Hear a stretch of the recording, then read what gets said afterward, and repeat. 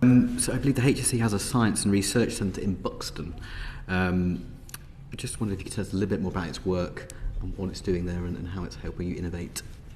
Delighted to, and I think just so I don't forget to say this as well to the chairman and to the members, if any of you would like to visit at any point the establishment at Buxton, we would love to show you around and to show you in a hands-on way what we do.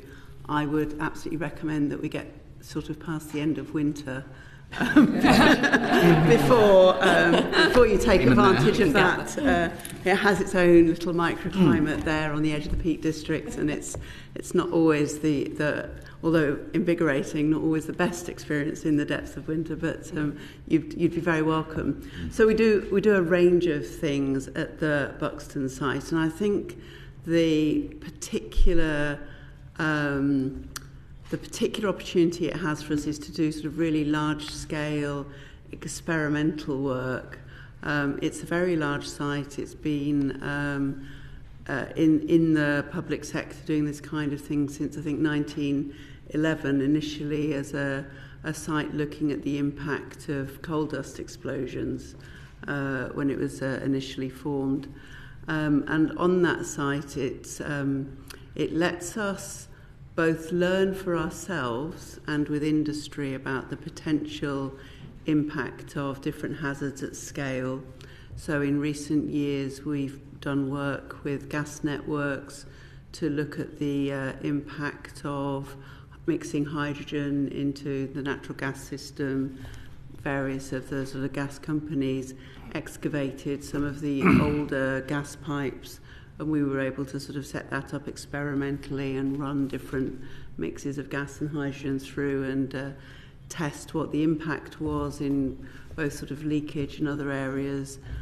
We do work on the impact of fire in different contexts, and we've been able to look at some of the work for the building safety regulator around that.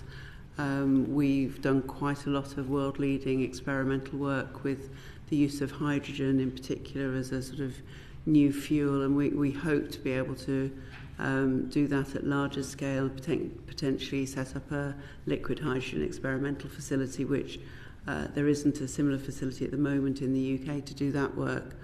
We also do sort of smaller scale, more traditionally lab-based work, looking at dust and particles, at things like asbestos. We've been able to run really sort of long-term studies into various health outcomes, and crucially that team also are able to play a really hands-on investigative part in our work to investigate tragic accidents and failures. So we have structural engineers, mechanical engineers who can take equipment, whether that be from an accident in a steelworks through to failures of forklift trucks and other machinery, to establish whether or not the issue is one of failure in maintenance or an unexpected type of other failure. So